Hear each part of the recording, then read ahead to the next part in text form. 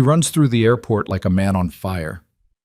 Seo Ji-tae, the most feared crime boss in South Korea, the man who makes politicians sweat and senators disappear, is sprinting through Seoul International in a $40,000 suit, knocking shoulders with strangers, breathing hard, eyes wild with something nobody who works for him has ever seen on his face before. Desperation. Because 48 hours ago, in front of cameras and reporters and the entire country, he smiled and said he had no wife. And the woman watching from the next room finally believed him. Like this video. Comment your city. Let's see how far this story travels. The morning it all started to fall apart began the way most mornings in their apartment did, with silence wearing the costume of peace. Nia Okafor stood at the floor-to-ceiling window of the 43rd floor penthouse in Gangnam, holding a ceramic mug with both hands the way she always did when she was cold inside and didn't want anyone to know it. Outside, Seoul spread itself in every direction. Gray towers and neon signage and the Han River cutting through it all like a scar that never healed right. It was 6:42 in the morning. The city was waking up. She had barely slept. Behind her, she could hear Ji-tae in the kitchen. The sound of the espresso machine. The precise, controlled movements of a man who approached even coffee making the way he approached everything else.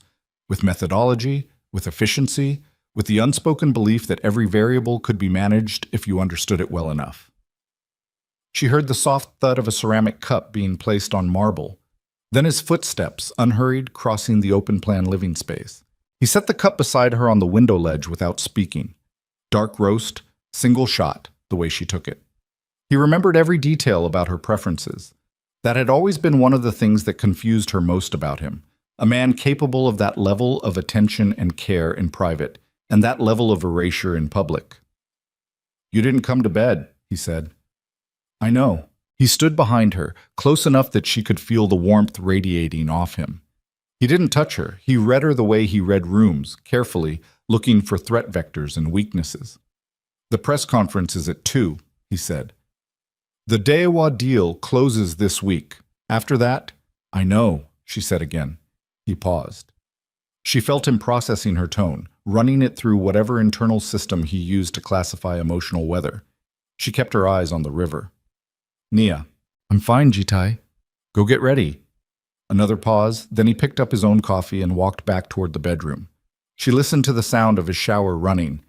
She pressed her forehead lightly against the cold glass and let herself feel, for just a moment, exactly how tired she was.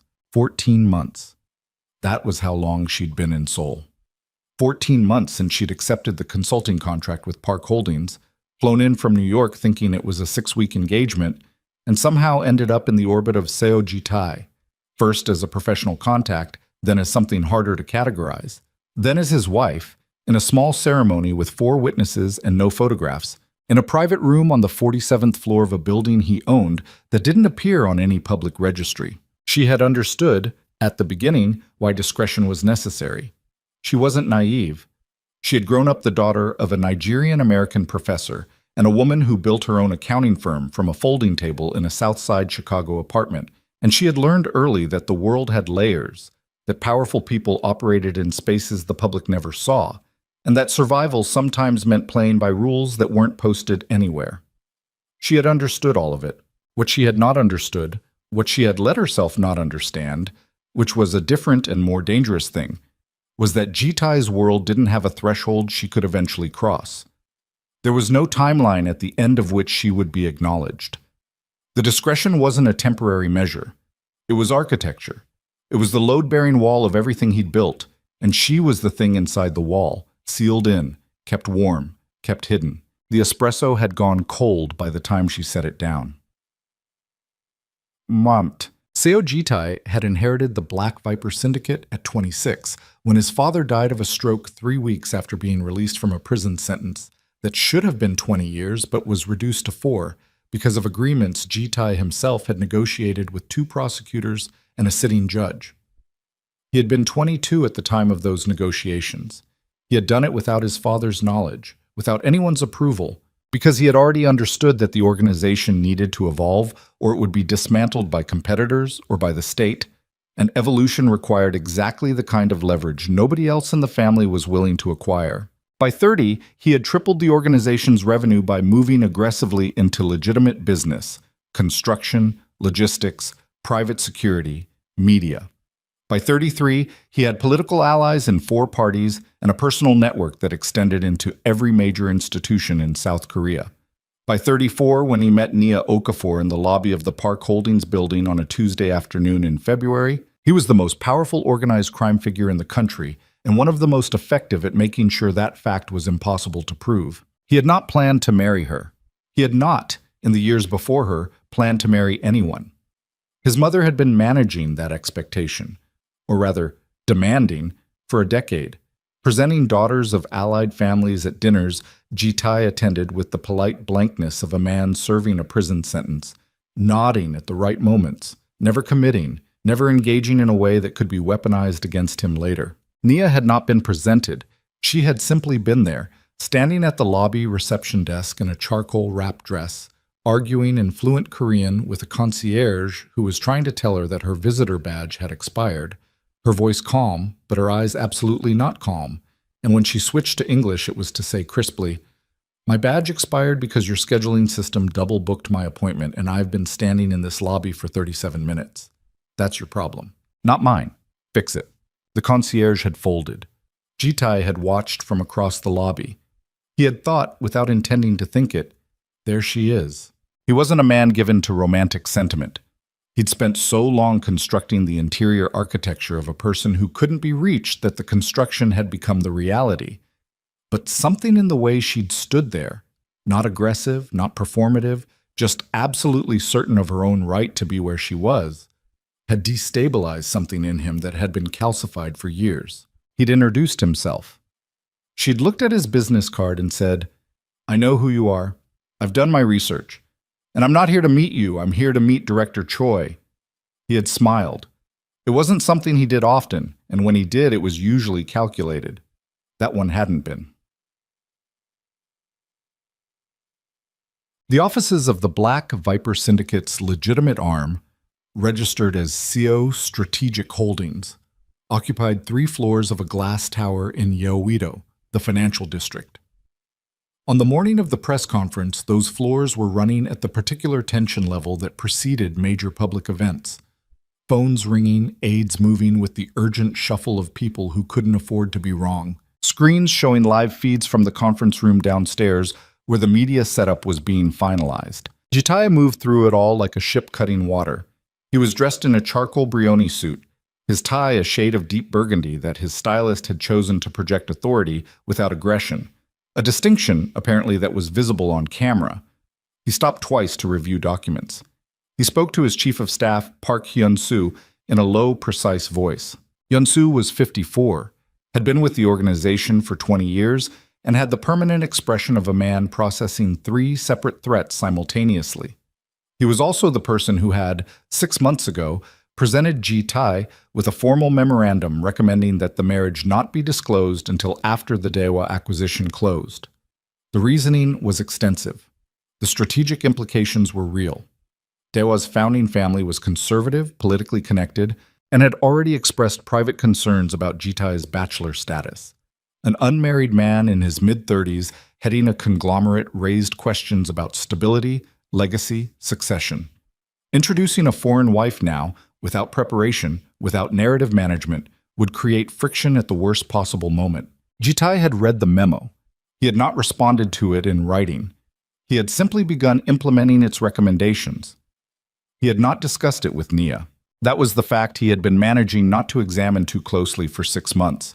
He was good at not examining things. He had built a career on his ability to compartmentalize, to place volatile material in sealed containers inside himself, and function perfectly well around them. Nia was not in a sealed container. She was everywhere. In the coffee he made her, in the way the penthouse felt different on the mornings she left early, in the precise space her absence carved out when she wasn't in a room. But the decision about the memo was in a sealed container, and he had not opened it. Us. Nia had not planned to watch the press conference. She was at the apartment. She had work. Real work. Her own work. The kind she'd been doing quietly and methodically for the past 8 months, building something that had nothing to do with Ji-tae's world and everything to do with the version of herself that had existed before she'd walked into that lobby and said the words, "I know who you are." She had 3 client calls scheduled that afternoon. She had a report to finalize for a New York-based firm that was one of 4 she'd cultivated through a consultancy she'd registered under her own name in Delaware, using her own savings through channels Jitai knew nothing about. She had not been planning to sabotage anything. She had not been planning anything dramatic. She had been planning, very quietly, to be ready.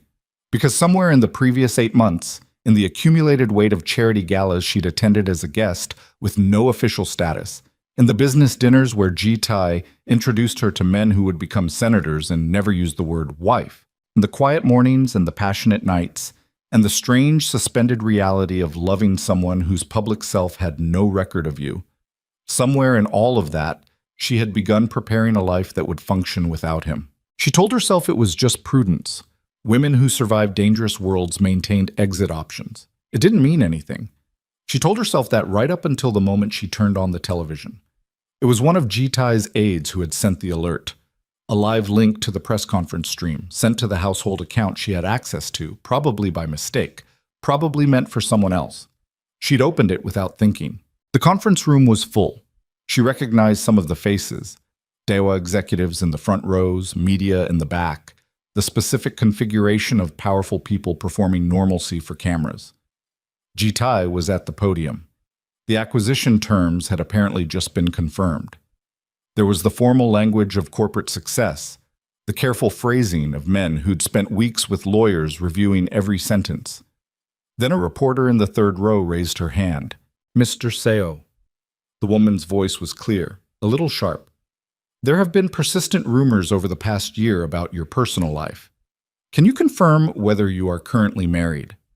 The room shifted, not dramatically, just the specific quality of attention that surfaces when a question lands outside the approved script. Jitai's expression didn't change. He had an extraordinary face for this, composed in a way that was almost architecturally stable, revealing only what he chose to reveal. He smiled. "No," he said, "I'm not married." Nia sat very still on the couch in their penthouse, 43 floors above a city that had never officially known she existed, and watched her husband tell the world she didn't exist. She didn't cry. She didn't feel the hot surge of anger she might have expected. What she felt was something quieter and more final than either of those things. The particular sensation of a door closing in the deepest part of yourself, not slamming, just easing shut on a hinge so worn it barely made a sound. She turned off the television. She sat in the silence for a long time. Then she got up, went to her study, opened her laptop, and began making phone calls. The first call was to her attorney in New York, not the attorney she and Jitai had used for the marriage, a man named Kwan who worked exclusively for the CO organization and whose loyalty to Nia existed in direct proportion to his loyalty to Jitai, which was to say not at all. Her attorney. A woman named Dana Reeves, whom Nia had known since law school, whom she'd kept contact with through 14 months of careful management, to whom she'd sent, over the past 8 months, a series of documents for safekeeping under attorney-client privilege. "I need to activate the file," Nia said. Dana was quiet for 2 seconds. "The full package?" "Everything except the last section. Hold that." "Timeline?" 48 hours, maybe less." Another pause, then, "You're sure?"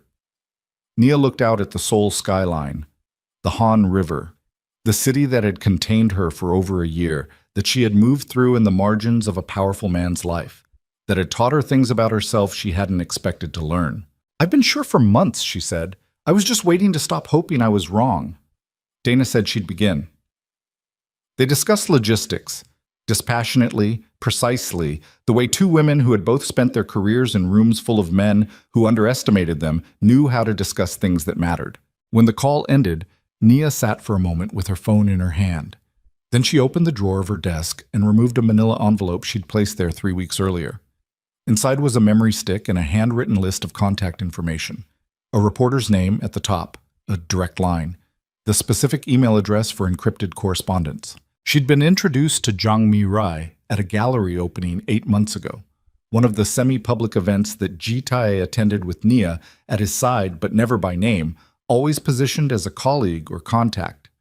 Jiang Mirei was 41, had built a reputation over 15 years of investigative journalism that had helped bring down a defense ministry official and a major pharmaceutical company's CEO. She was not a person who could be bought. Nia had spent 20 minutes talking to her about the exhibition, then another 40 minutes over drinks about the state of corporate accountability in South Korea, and had left with a card and the specific understanding that Jiang Mirei was someone she might one day need. She would need her tomorrow, but not tonight. Tonight, there were things to do that required a different kind of attention. Jitai returned to the penthouse at 7:45. The acquisition signing had run long.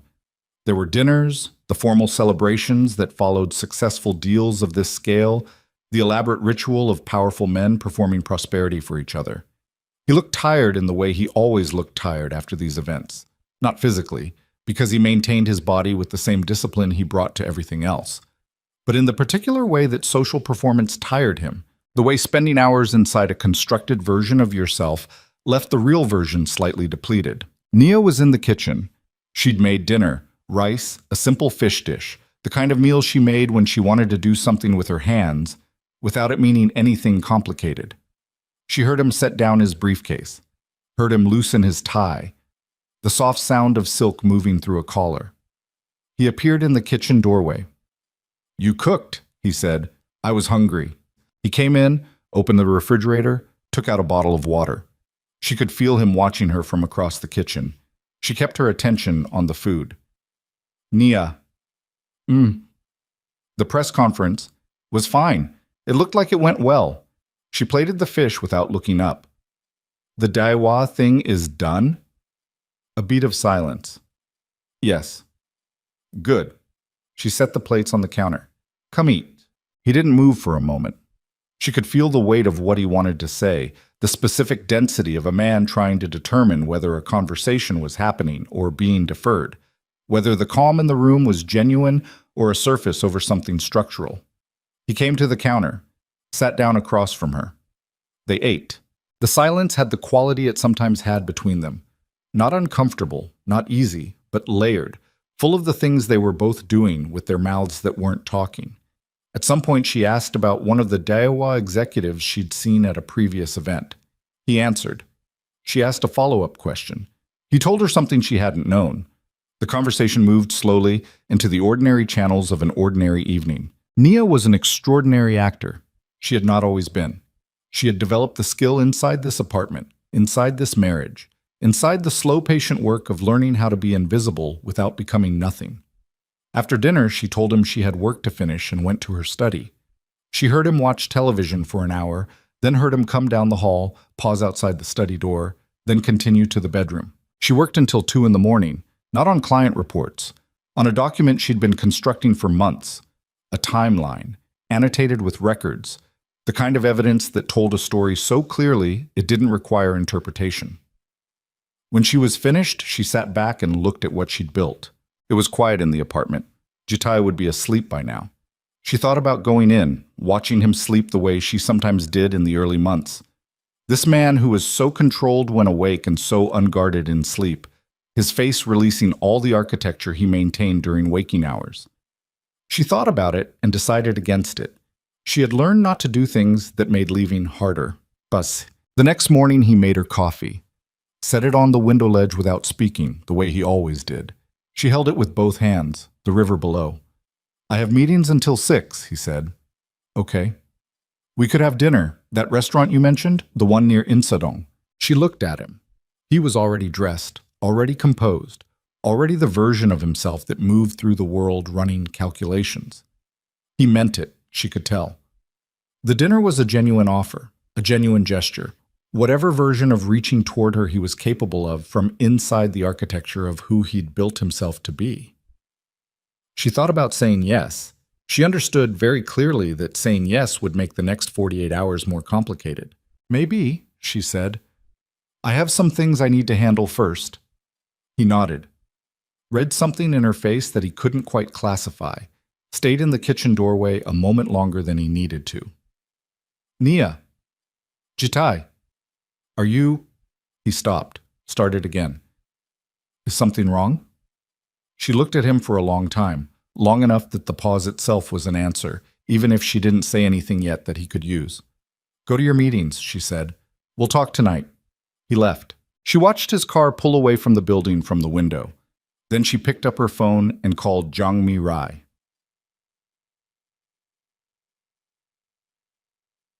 The journalist arrived at the cafe in Mapogu at 11:15, 12 minutes after Nia, which meant she'd been nearby, which meant she'd been waiting. She was exactly as Nia remembered, small, with the kind of stillness that people mistake for passivity, until they've been in a room with her long enough to understand it's predatory. Jang Mi-rai sat down across from her, ordered an Americano without looking at the menu. "I wasn't sure I'd hear from you," she said. "I wasn't sure you would either." Nia set the manila envelope on the table between them. "I want you to understand what this is before you open it. I'm not giving you something to hurt him. I'm giving you something that already happened. He made these choices. The documentation is real. None of it is contested." Jang Mi-rai looked at the envelope without touching it. "What do you want from me?" "Publication. Timing is mine to specify.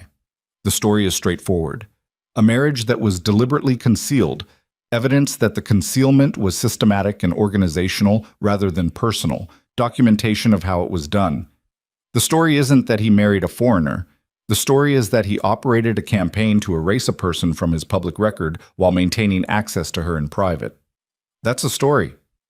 "Yes. And you're willing to have your name in this?" Nia met her eyes. "It's the whole point." The journalist was quiet. She looked at the envelope. Then she looked at Nia with the specific expression of someone recalibrating, updating an assessment. "Open the envelope," Nia said. Jang Mi-rai opened it. She went through the documents slowly, the marriage certificate, the internal communications, the organizational memos. Nia watched her read. There was a particular expression that crossed her face when she reached the memo from Park Hyun-soo recommending active concealment. It wasn't surprise, it was confirmation. "How long have you been building this?" Jang Mi-rai asked. "Long enough to know I wasn't wrong. And the timing, 48 hours, or less." Nia pulled the envelope back and removed the last document, a second memory stick. "This is the digital archive. Everything is time-stamped and independently verifiable. My attorney in New York has a complete copy. Any attempt to suppress it gets complicated." Jang Mi-rai wrapped her hand around her coffee cup.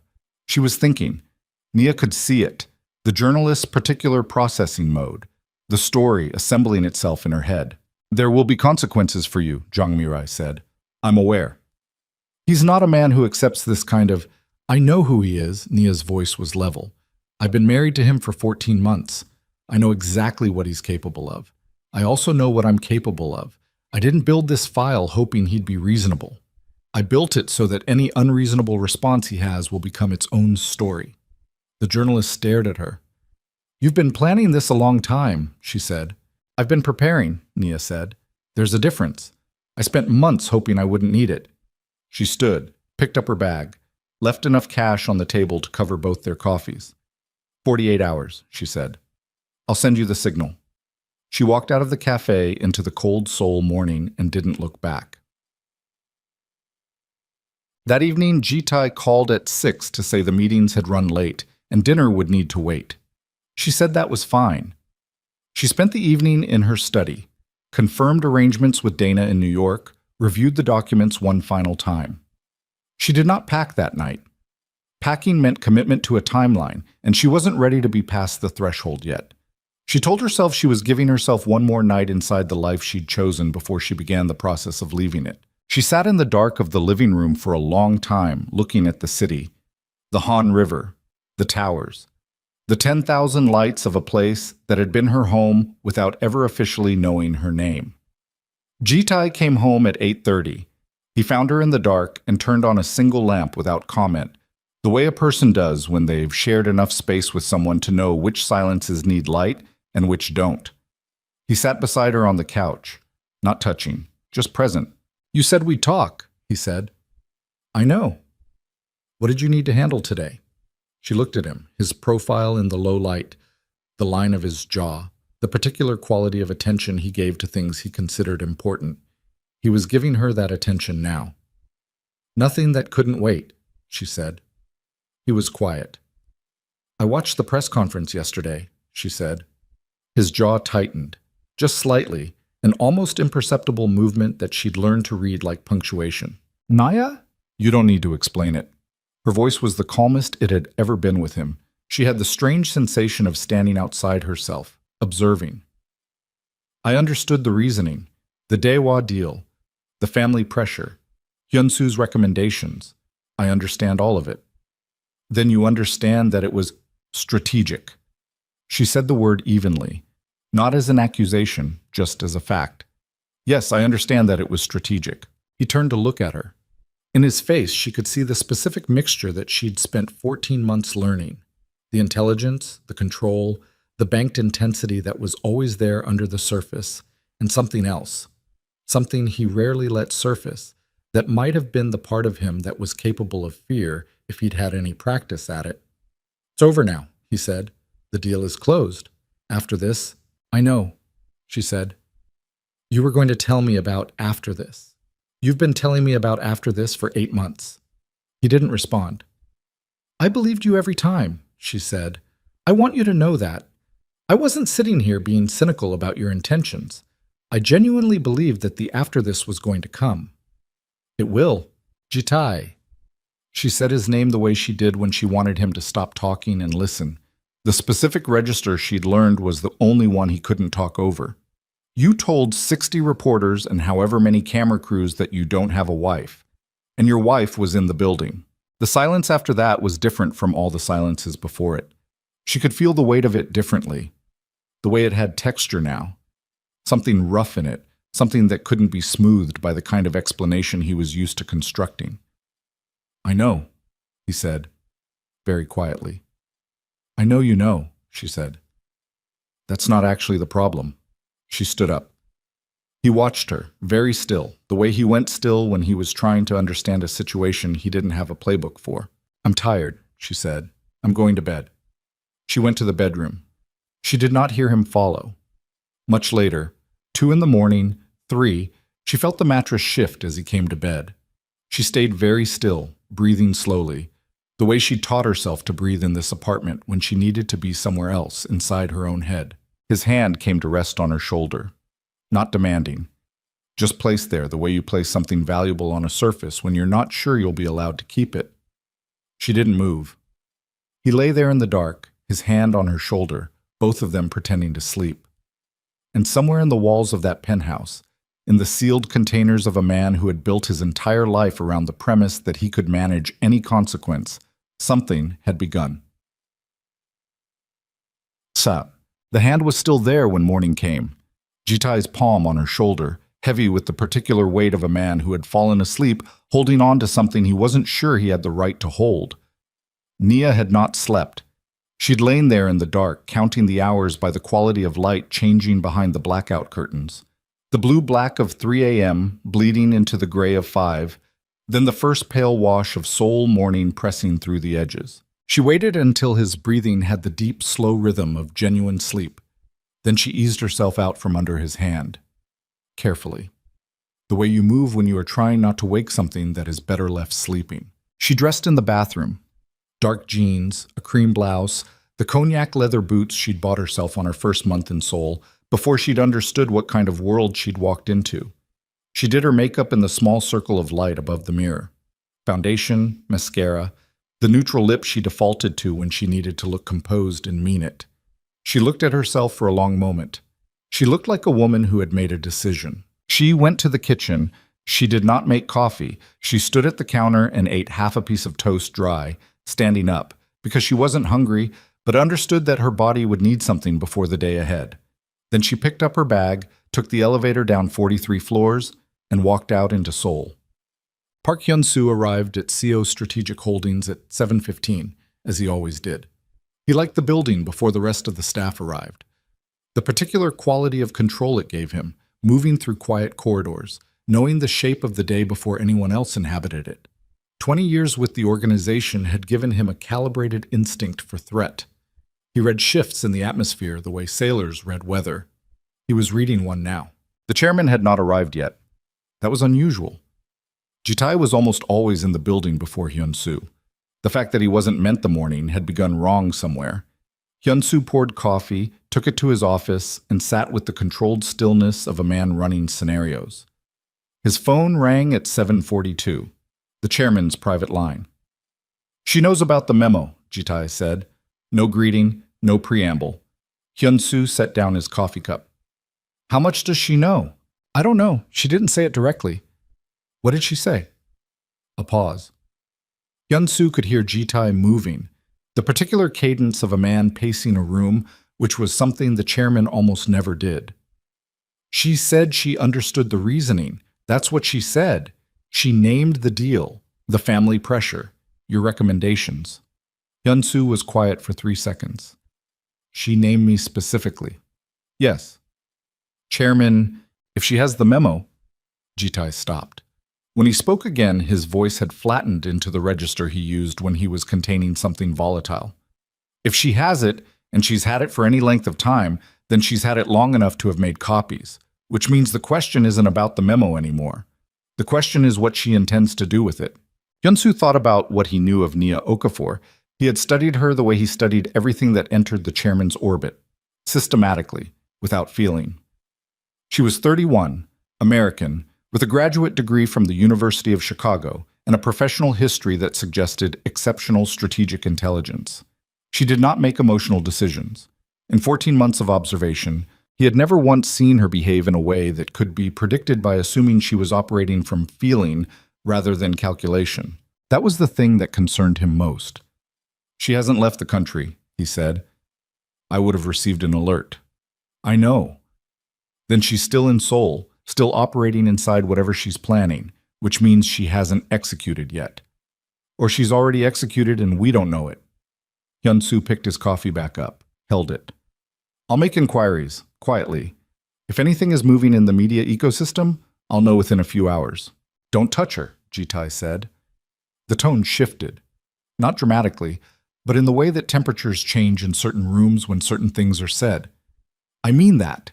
Whatever you're thinking about managing this situation, whatever options you're running through right now, she is not an option. You understand me." "Chairman, Hyun-soo." "Understood," he said. The line went dead. Hyun-soo sat with his phone in his hand. Outside his office window, Seoul was fully awake now, the sky a flat, overcast white. The kind of day with no weather to speak of, just pressure. He thought about the memo. He thought about the chairman's wife, a woman he'd spent 14 months treating as a variable to be managed, and who had apparently spent 14 months doing the same to him. He picked up his desk phone and began making calls. Nia met Dana Reeves on a video call at 9 a.m., Seoul time, from a coffee shop in Hongdae. She'd chosen because it wasn't anywhere she'd ever been with Jitai. Dana appeared on screen in her New York office, 52, sharp-featured, with the specific brand of tiredness that high-stakes attorneys wore like a second suit. "The file is ready," Dana said. "Everything is packaged and staged. On your word." "Not yet." "Okay." Dana looked at something off-screen. "I did want to flag. I had an inquiry this morning. A law firm I don't recognize with a Seoul address. They were asking about your Delaware registration." Nia's hand tightened slightly around her coffee cup. "How did they find the registration?" "It's public record. Took some looking, but it's findable if you know to look for it." Dana met her eyes through the screen. "They found it, which means someone told them to look." Hyun-soo. "I don't know who, but the inquiry was fishing. They didn't have specifics. They were trying to establish the scope of what's registered. I gave them nothing they didn't already have." "How long before they figure out the client list?" "Depends on how hard they push. The New York registrations are clean. Your clients are on your end, not mine. But if they start applying pressure to the corporations themselves..." "They won't," Nia said. "Not yet. They don't know what they're trying to suppress yet. They're still figuring out the shape of it." She thought for a moment. "Move the timeline up. I'll send the signal to Jangmi Rai today." Dana was quiet for a beat. "Today. Today. Nia." Dana's voice went careful the way it did when she was about to say something important. "Once this goes, there's no pulling it back." "I know." "And you understand what his response..." "Dana." Nia set the coffee cup down. I've been inside his world for 14 months.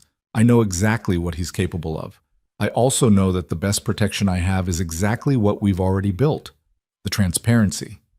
Once it's public, there's nothing to suppress. Any move he makes against me becomes its own evidence. Dana looked at her steadily. All right, she said. Send the signal. The signal went to Jiang Mi-rei at 9:47. A single text. 2 words. Go now. At 10:15, Nia's phone rang. She didn't recognize the number, but she knew what it was before she answered. Jitai's voice was very quiet. That was always the sign. The quieter he was, the more dangerous the temperature beneath it. Where are you? Out, she said. Getting some air. Come home. I'll be home later. Nia. The single syllable had weight she could feel through the phone. There are people asking questions about your company, about your clients. I need you to come home so we can... You found out about the company. Silence. How long? He asked. 8 months. Another silence. She could picture him on the other end, standing very still, recalibrating the entire architecture of the past 8 months against this new information, finding all the moments he'd missed, all the evidence he'd failed to read because he'd been so certain of his own ability to monitor his environment. 8 months, he said again. Not a question anymore, just the sound of a man measuring something. I built it myself, she said. My savings, my contacts, my registrations, nothing that touched your organization. Nothing that used your name or your network. It's completely clean. That's not what I'm asking. I know what you're asking. She kept her voice even. You're asking why I didn't tell you, and the answer is the same answer to every question you're going to want to ask me today, Jitai. I didn't tell you because I stopped trusting that the information would be safe with you. The silence that followed that was a different quality. She'd said true things to him before that landed wrong, or landed too hard, or that he'd found ways to reframe in the moment. This one had nowhere to go. Come home, he said. His voice had changed. The quietness was still there, but it had shifted from dangerous to something else, something she'd heard only a handful of times in 14 months, in the darkest hours of nights when he let himself be something other than what he'd constructed. Please. She closed her eyes for 1 second. I'll be home this afternoon, she said. Don't send anyone to find me. That would be a mistake. She ended the call before he could respond. Dasao. She did go home. She went home because she needed to, because there were things there she had to retrieve, and because she understood that the next conversation with Jitai needed to happen face to face. She was not afraid of him. She had examined that question carefully, over many months, and arrived at the honest answer. She was not afraid of what he would do to her. She was afraid, in a different and more private way, of what she might still feel when she looked at him. That had always been the more dangerous territory. He was in the penthouse when she arrived. Not in the living room, not at his desk.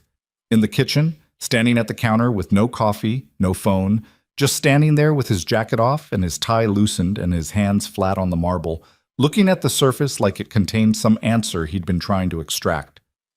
He looked up when she came in. She had not been prepared for what was on his face. She had prepared herself for the controlled version of him, the chairman, the man who managed every response. What she found instead was the thing beneath the chairman, the version of him that only came out in the middle of the night and in the very worst moments. He looked like someone had taken something from him that he hadn't realized he needed until it was gone. She set her bag down, didn't come further into the room. Sit down, she said. We're going to talk, and you're going to listen first. He pulled out a bar stool and sat. Hands on the counter, eyes on her. All of his attention in that specific way he gave it to things that mattered. The way that had undone her in the lobby of the Park Holdings building 3 years ago and still had a cost she wasn't ready to name. I found the memo 7 months ago, she said. Hyun-Soo's memo. About the concealment strategy. I was looking for something in your home office. A charger, something mundane. And it was in an unlocked drawer.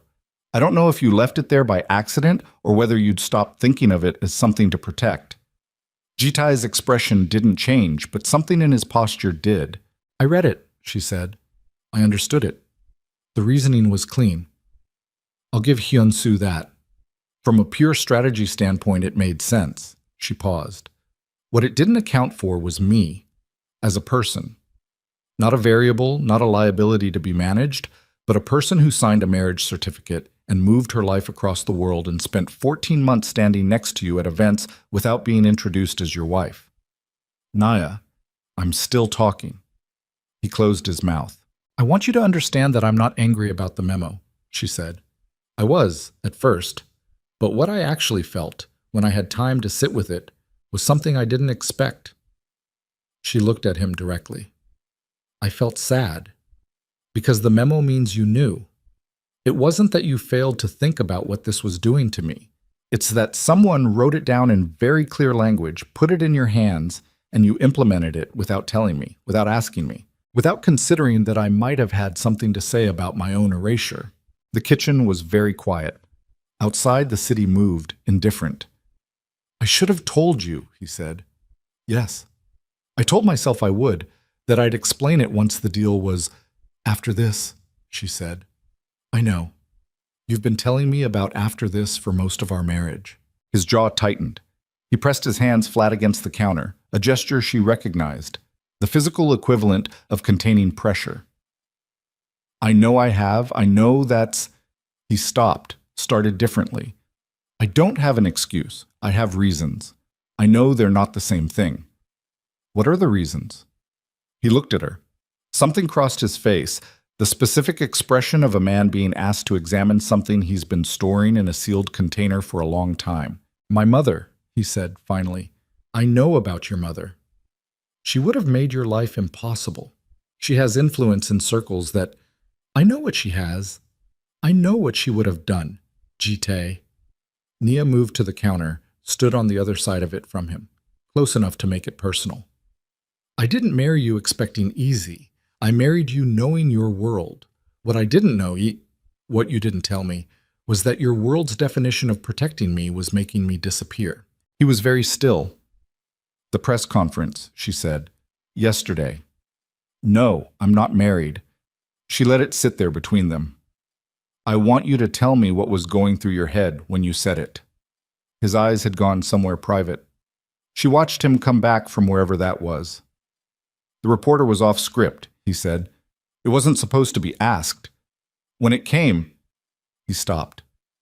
You answered by reflex, she said. I answered the way I'd been operating for 14 months. Yes. Nia stepped back. You did, and that's the problem. It wasn't a mistake, Jitai. It was fluency. You're fluent in my absence. You've been practicing it for over a year, and you're very good at it. He stood up from the bar stool. He didn't move toward her. He was careful enough to read that moving toward her right now was wrong, but he stood because sitting had become impossible. What do you want me to do? He said. Tell me what to do. I'll hold a press conference tomorrow. I'll call every outlet. Don't. Nia, don't. Her voice was harder now, the first time it had been hard in this entire conversation. Don't make me a tactical response. Don't make this another thing you manage. That's not what I'm asking for. Then what? His voice cracked slightly on the question, just at the end of it, just at the edge, where the control frayed. What are you asking for? Because I'm standing here and I can see that something's happening and I don't know how to stop it and I need you to tell me what you need. She looked at him for a long time. She thought about the nights he'd spent sitting beside her working in silence. The way he'd started keeping her brand of tea in the kitchen, even though he didn't drink it, the specific quality of the way he held her when the nights got bad, like she was something he was anchoring himself to rather than the other way around. She thought about Hyunsu's memo, the memo that began, in order to protect the acquisition and maintain alliance stability, it is recommended that the chairman's personal situation remain undisclosed through the close of the fiscal quarter. The personal situation. That's what she'd been. For 14 months. Someone else's language for what they were. I don't think I can tell you what I need right now, she said. I think I need to be away from here for a while. Away from this apartment. From Seoul, maybe. She kept her voice even. It cost her. I need time to think without thinking inside your world. His face went through something she didn't have a name for. For how long? I don't know. Nia, if you leave, If you leave Seoul right now, with everything that's happening, the media interest that comes after the acquisition. Jitai. She picked up her bag from the floor. I need you to hear me very carefully right now. I am telling you I need space. The correct response to that is not a strategic assessment of the timing. He caught himself. She saw it. The chairman receding, the husband trying to find his way to the surface. Okay, he said. His voice was barely a voice. Okay, where will you go? I don't know yet. She moved toward the hallway, stopped at the edge of the kitchen, turned back one more time. He was still standing at the counter, the loosened tie, the jacket gone, the hands at his sides for once instead of controlled and purposeful. He looked, she thought, like a man waiting to find out whether something was survivable. Jitai, she said. Yes. You should know that whatever happens over the next few days, whatever you hear, whatever comes out, I didn't do it to hurt you. He frowned, the specific frown of a man parsing language he didn't fully understand yet. What are you? Her phone buzzed. She looked at it. Jang Mirai. Story is live. First wave just hit the wire. You should know it's moving fast. Nia put the phone in her bag. She looked at Jitai one last time across the kitchen. This man she'd loved in the particular way you love things that are complicated and real and cost you something. This man who had sealed her in the walls of his empire and called it protection. I'm sorry, she said, and she meant it. Not for what she'd done, for what it was going to do to him. She walked down the hallway to the bedroom and began. She was pulling a suitcase from the closet when she heard him make the sound. It wasn't a word. It was something below language.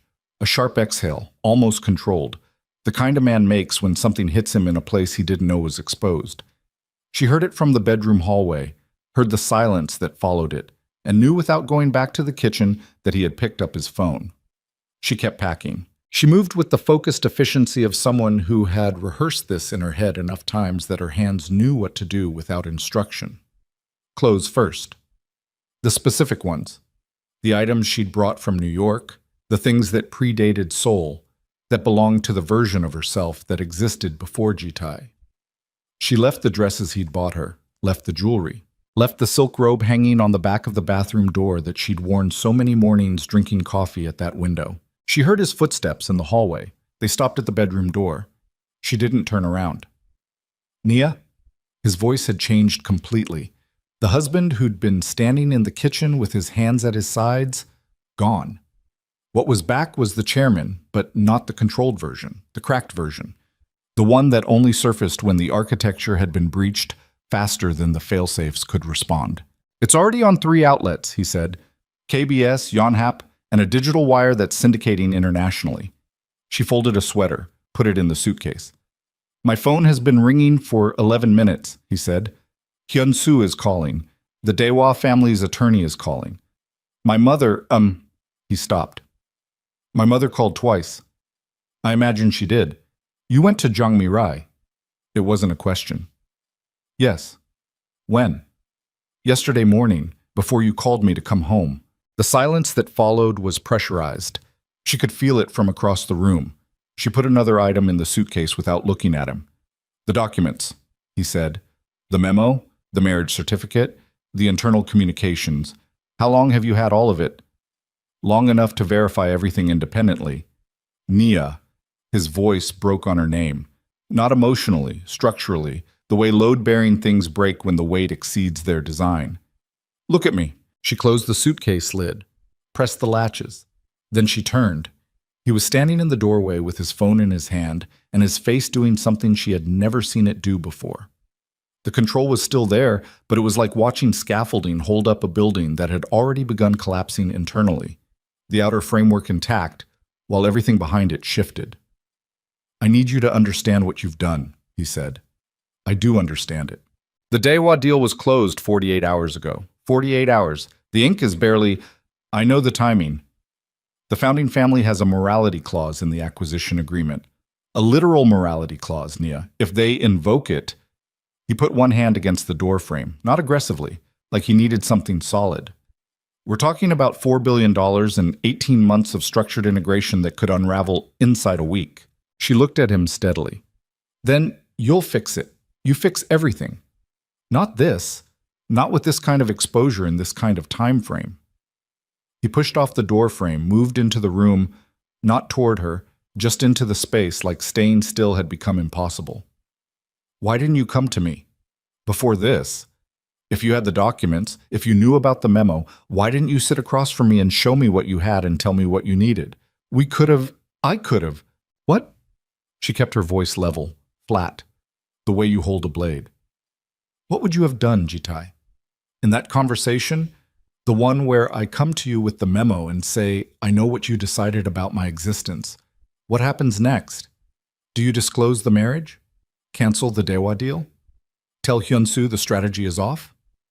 He didn't answer. You would have managed it, she said. You would have been very warm and very present, and you would have told me you understood, and then you would have managed it into the shape that worked best for your organization. You have managed every difficult thing between us into a shape that worked for your organization. That's what you do. I stopped being able to trust that process 7 months ago. His phone rang.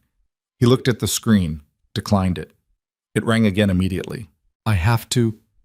He looked at the phone, at her, back at the phone. The specific fracture of a man whose two most critical systems were failing simultaneously. Go, she said. I'm not done. Jitai. She pulled the suitcase handle up. There's nothing left to say here. Go deal with your organization. That's what you're built for. He stared at her. Something passed across his face that was not anger, not strategy. Something rawer than either. Something that looked uncomfortably like grief. His phone rang a third time. He turned and walked back down the hallway. She heard him answer, his voice immediately shifting back into the register he used for crises, clipped and precise and fully operational. She stood alone in the bedroom they'd shared for 14 months. Then she picked up her suitcase and walked out. The story moved the way stories about powerful men always moved when the documentation was airtight, fast and then faster, the initial wave generating its own momentum as each outlet that picked it up gave the next outlet permission to run with it. By noon, it was on every major Korean news platform. By 1:15, it had been picked up by 3 international wire services. By 2, the BBC and the Financial Times had both filed preliminary pieces, leading with the corporate angle, the concealed marriage, the acquisition timing, the organizational memo recommending active suppression. Jang Mi-rai had written it cleanly. That was the thing Jitai's people would be trying to find, a flaw, an overreach, something they could use to contest the framing. There wasn't one. Jang Mi-rai had used Nia's documentation as scaffolding and built around it with the specific precision of someone who had spent 15 years making sure her work was bulletproof before it ran. Every claim sourced, every document reproduced with provenance established. The headline was simple. Hidden Marriage, Hidden Wife, How Korea's Most Powerful Crime Boss Erased a Woman from His Life. The subhead, Internal Communications Reveal Systematic Campaign to Suppress Marriage to American Consultant Nia Okafor, Time to Protect a $4 billion Acquisition. Nia read it in the back of a taxi heading toward a hotel in Mapogu she'd booked under her company name 3 weeks ago. She read it twice. She felt something reading it that she hadn't expected. Not satisfaction, not vindication. Something quieter. The particular sensation of being seen by a public record for the first time in 14 months. Of having her name attached, in print, to her own life. Nia Okafor. Right there, in the headline. She put the phone in her bag. Watched Seoul pass outside the taxi window. Her phone had been ringing since she'd left the penthouse. Most of the numbers she didn't recognize. Dana had texted, Story is clean and moving. You're covered legally. Call when you're settled. 3 of her New York clients had sent messages, cautious, professionally phrased, the kind of messages people send when they want to express support, without committing to anything until they know which way the situation resolves. One number she recognized. She let it ring 4 times before answering. Mother. Baby. Her mother's voice came through the phone like something physical, warm and direct, and carrying the specific weight of a woman who had built a life from a folding table and did not have patience for situations that didn't need to exist. I've been watching the news. I know. I'm sorry you found out this way. Don't apologize for that. A pause. Are you safe? Yes? Are you sure? Yes, Mama. I'm sure. Another pause. Her mother processed things in silence the way some people process them in words, thoroughly, without shortcuts. Do you need me to come? Nia pressed her fingers against her eyes for just a moment. Not yet. Let this settle first. I'll call you tonight. Nia. Her mother's voice went to the register it used for the most important things. Not louder, just more grounded, the way bedrock was more grounded than soil. You did the right thing. I don't care how it feels right now. You did the right thing. Nia said she knew, said goodbye, put the phone in her lap and looked out the window for a long time without seeing anything. CO Strategic Holdings became a different building between noon and 2 p.m. The controlled chaos that Hyun-soo had spent 20 years managing had a specific texture, organized, directed, purposeful, even at its most intense. What moved through the building that afternoon was something else. It had the quality of a system responding to a threat it hadn't modeled, trying to apply protocols to a situation the protocols weren't designed for. Ji Tae was in the conference room on the 31st floor with Hyun-soo and 3 attorneys and the organization's media director, a woman named Son Yeon-ji, who had managed every public crisis they'd faced in the past 6 years. She was 45, efficient, with the practiced calm of someone who'd seen worse. She was not calm now. We have 3 options, she said, standing at the head of the table with the tablet in her hand and the posture of someone delivering a medical prognosis. We contest the documentation. We release a statement acknowledging the marriage and framing it as a private matter that was handled inappropriately by the media, or the chairman makes a direct public statement. The documentation can't be contested, Hyun-soo said flatly. He was seated to Ji-tae's left. He hadn't looked at Ji-tae directly since the chairman had arrived. I've reviewed what they published. The sourcing is complete, and the documents are authenticated. Any challenge we make gets torn apart in a news cycle and makes the story bigger. The private matter framing, Yeon-ji continued, buys us approximately 48 hours before someone points out that private matter doesn't account for an internal organizational memo recommending active concealment, at which point the story stops being about a marriage and starts being specifically about the memo, and we're worse off than we are now. Ji-tae had not spoken since he'd walked into the conference room. He was seated at the center of the table with his hands flat on the surface in front of him, looking at a point somewhere between the table and whatever internal landscape he was currently navigating. Around him, the attorneys argued. Yeon-ji continued presenting options. Hyun-soo fielded the calls from the Daewha family's representatives. The Daewha call came at 2:47. Hyun-soo put his phone face down on the table and looked at Ji-tae. The room went quiet. Director Han wants a call with you personally, Hyun-soo said. Within the hour. The morality clause, Ji-tae said. They haven't invoked it, but they're asking questions that suggest they've had their lawyers review it this morning. Ji-tae looked at the table surface for a long moment. Then he looked at Hyun-soo. Get me the call, he said. In here. Everyone else, out. The room cleared. Hyun-soo stayed, set up the secure line, placed the call. Then he too moved toward the door. Stay, Ji-tae said. Hyun-soo stopped, turned back. Sit down. Hyun-soo sat. The phone line connected. Director Han's voice came through. 71 years old, the patriarch of the Daewha founding family, with the measured delivery of a man who had spent 5 decades in rooms where words had legal weight. Director Han, Ji-tae said. Chairman CO. A pause that had been carefully constructed. I think you understand why I'm calling. I do. My lawyers have reviewed the morality clause. We have grounds to invoke. Ji-tae's expression did not change. His hands remained flat on the table. Yes, you do. A longer pause. You're not going to argue that point. No. That surprises me. I spent the last 4 hours having my team look for ways to argue it, Ji-tae said. There aren't any that work. The clause exists and your grounds for invoking it are solid. Arguing otherwise would waste your time and mine and probably make you less inclined to finish this conversation. Silence on the line. Then, something that might have been the older man reassessing. What I want to know, Director Han said, is whether you were aware of the concealment when you signed the acquisition agreement. Yes. And you believed that was an acceptable risk. I believed it was a manageable situation. I was wrong about that. Jitae's voice was steady. Nia had been right. He was built for crisis management, and it was operating now even in the middle of the wreckage he was standing in. I'm not going to present you with explanations, Director Han. I can tell you that my organization's conduct toward my wife was wrong. I can tell you the memo that authorized it was implemented without her knowledge or consent. And I can tell you that the person most harmed by everything that's come out today is her. Another silence. My wife is Nia Okafor, Jitae said.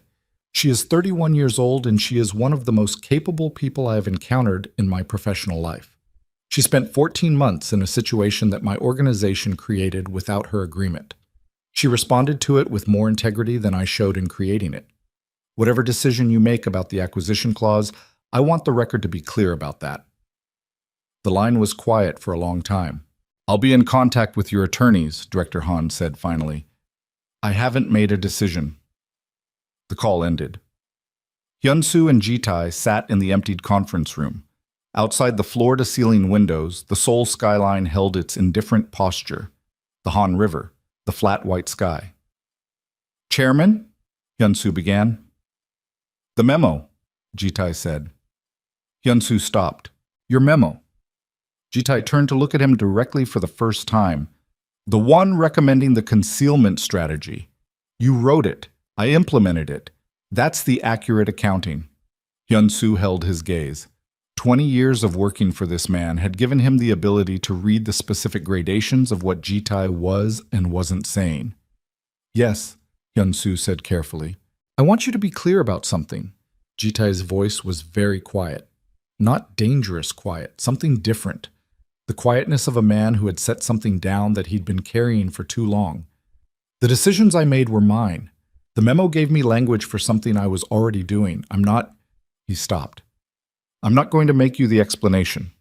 Hyunsu was quiet for a moment. I appreciate that. Don't. Jitae stood. It's not generosity, it's accuracy. He picked up his phone from the table. Find out where she is. Chairman, I advised you. I'm not going to send anyone to her. I need to know she's safe. He looked at his phone. The unanswered calls, the cascading notifications, the entire weight of what was coming. She built an exit strategy inside my house for 8 months and I didn't see it. I need to know she's safe. That's all. Hyunsu nodded slowly. I'll make inquiries, quietly. Jitae walked to the conference room window, stood there looking at the river, the white sky, the city. His phone buzzed. He looked at the screen. His mother. He stared at it for 3 full seconds. Then he answered. Mother. Her voice came through like a blade drawn cleanly from a sheath. No warmth, no preamble, no maternal softening. Madam Seo Kyung-ja was 70 years old and had spent those years in the specific ecosystem of Korean organized crime as the wife of one patriarch and the mother of another. And she had the particular species of cruelty that develops in women who have survived that ecosystem long enough to have learned all its tools. I assume, she said, that you understand the magnitude of what has happened today. Yes. The Dewa family called me personally, Jitae. Personally. Do you understand what that means? They went around you to come to me, which means they are questioning whether you are the appropriate person to be managing this organization. I spoke with Director Han 40 minutes ago, and he hasn't made a decision about the clause. Then he's still considering invoking it, her voice sharpened. Because of this woman, this foreigner you married in secret and have apparently been hiding for over a year, which I also was not told about, Jitae, which is a conversation we are going to have separately. Mother. Do not mother me in that tone. You have spent 14 months.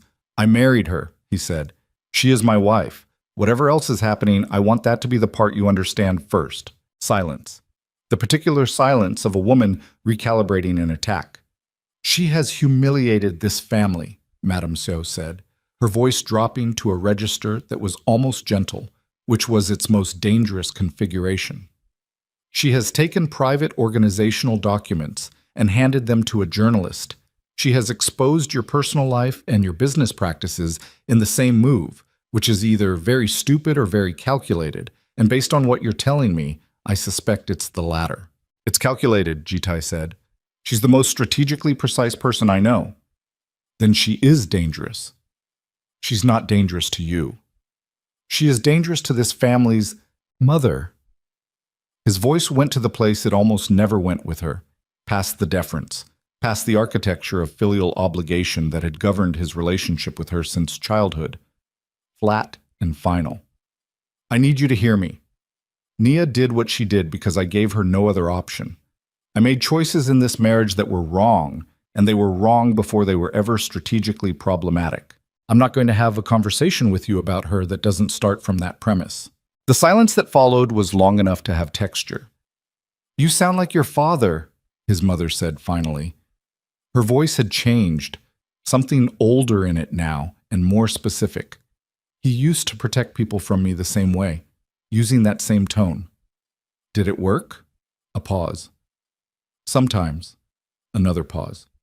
The Dehua situation needs to be resolved before the end of the week, or it becomes irrecoverable. Whatever you feel about your marriage right now, you understand that. Yes.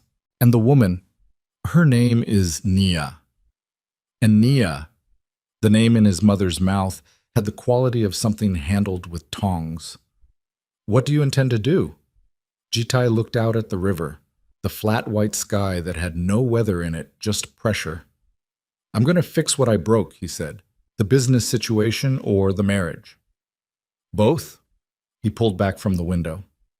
But not in that order. He ended the call before she could respond. Bisham. Nia was in the hotel room in Mapugu at 4:15 when her phone rang, and the number on the screen was not Jitai, not Donna, not her mother. It was a number she recognized because she had memorized it months ago and then told herself she would never need it. Park Hyun-soo. She stared at it for 2 rings. Then she answered, Ms. Okafor.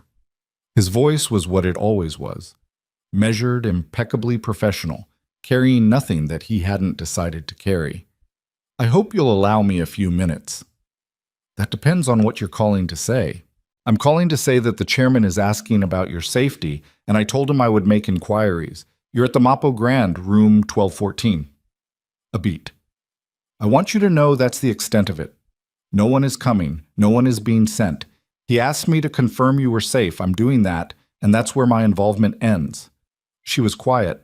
I also want to say something on my own behalf, Hyun-soo continued. His voice shifted slightly.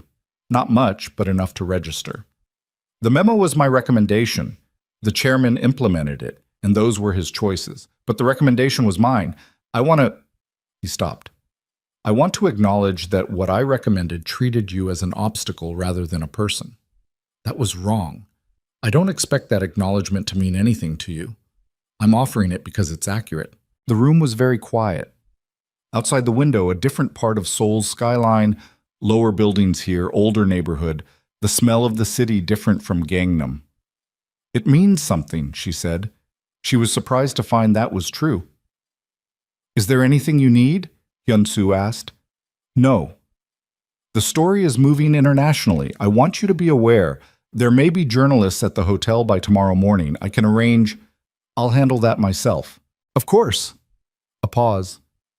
Good night, Ms. Okafor. He ended the call. She put the phone face down on the nightstand, lay back on the hotel bed and looked at the ceiling. The room smelled like new carpet and recycled air.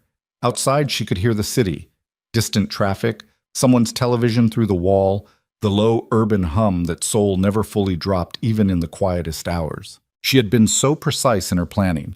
Every step, every document, the timing of the release, the specific outlet, the legal architecture Dana had built around the disclosure. She had modeled every response Jitai was likely to have, every organizational countermove, every way the story could be spun or contested or suppressed. What she hadn't modeled, what she was feeling now in this hotel room, staring at a ceiling in a city that had her name in its headlines for the first time, was this: that being right didn't feel like winning. It felt like standing in the rubble of something that had been real, and knowing that the rightness of what you'd done didn't make the rubble any less. She didn't sleep. Not the kind of not sleeping where you drift in and out and wake up disoriented, the kind where your body lies flat and your mind runs at full operational capacity for 8 straight hours, processing, cataloging, measuring the distance between where you are and where you intended to be. Nia lay on the hotel bed in Mapogu until the ceiling went from dark to gray to the particular pale yellow of early Seoul morning pressing through curtains that didn't quite meet, and then she got up because there was no point pretending anymore. She showered, made instant coffee from the basket on the credenza, stood at the window in the hotel robe and watched a street vendor 2 floors below setting up his cart in the blue cold of 6 a.m., moving with the unhurried efficiency of someone who had done this particular thing so many times that the body did it without the mind's full participation. She understood that feeling right now. She was running on the part of herself that didn't require hope to function. Her phone had 47 notifications. She worked through them methodically. Dana first, a detailed legal update, 3 paragraphs, ending with, "The story is now in 14 countries. Your legal position is clean. His organization's response has been statements only, no legal filings." That tells you something. Her mother, 2 texts. "Call me when you wake up," and then an hour later. "I'm proud of you." 3 more clients, these ones less cautious than yesterday, more direct. The kind of messages that said the wind had shifted and they'd read it correctly. Then, at the bottom, time-stamped at 2:41 a.m., G-Tai. Not a call. A text. One of the very few he'd ever sent her. He was a phone call person, preferred voice. Believed texts were for information transfer, and calls were for everything else. The fact that it was a text told her something about the state he'd been in when he sent it. It said, "I know you're not sleeping either. I know you're not going to answer this. I just needed you to know that I told Director Han today that whatever happened with the deal, the record should show that you were the person wronged in this situation and you handled it with more integrity than I did. That's the truth. I'm sorry it took this long for me to say it out loud where it counted." She read it twice. Then she put the phone face down and finished her coffee standing at the window.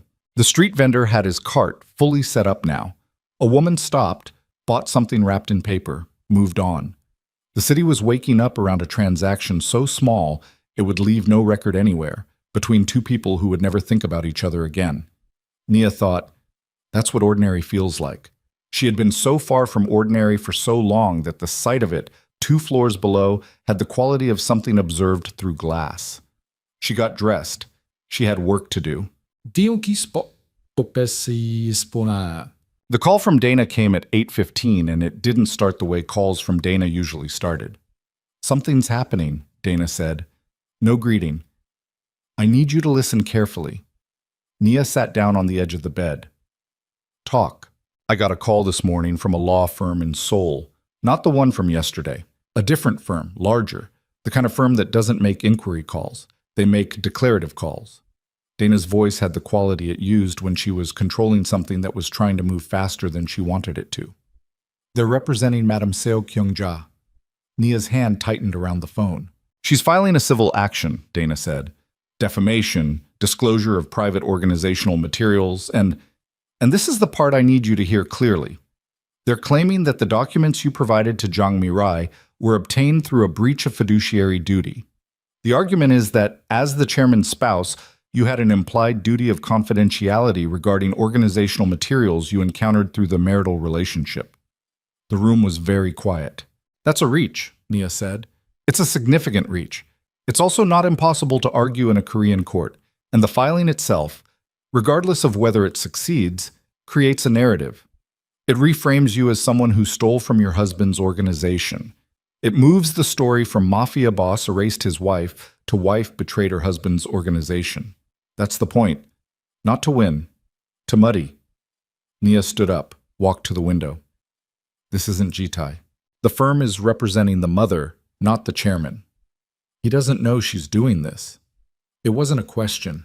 It was the product of 14 months of studying the specific friction points between Jitai and his mother, learning the places where her agenda diverged from his. "What's the timeline on the filing?" They said by end of business today. "Can we preempt?" "Say, I've been on the phone with a Seoul-based co-counsel for the past hour. She says we can file a counter-injunction arguing harassment and attempted suppression of protected disclosure. But it burns resources and time, and it puts you in a legal fight on Korean soil, which is a harder terrain for you than for them." Naya pressed her free hand flat against the cold window glass. Outside Seoul, the city that had contained her, the city that was now in a fight over who got to tell her story. What does your co-counsel say about our chances? 60-40 in our favor if it goes to hearing. Better if the international press coverage maintains its current framing. Korean courts are not immune to public pressure on a story this visible. But 60-40 means 40% of a scenario where you're in Korean litigation for months. Nia thought. She thought fast and she thought clean, the way she'd learned to think in rooms full of people who assumed she was decoration. File the counter-injunction, she said. Today, before they file. Get ahead of it. She turned from the window. And Dana, I need you to release the last section. Silence. The last section of the file, Nia said. The piece I held back, release it. Nia, that was your insurance. That was the piece you kept back specifically, so I know what it was for. Release it. If you release that, there's nothing left in reserve. Whatever comes after, there isn't going to be a whatever comes after if I'm sitting in Korean litigation for 6 months, while his mother's lawyers spent every day making me look like a criminal. Nia's voice was absolutely flat. Not cold. Flat, the way a very precise instrument reads when it's fully calibrated.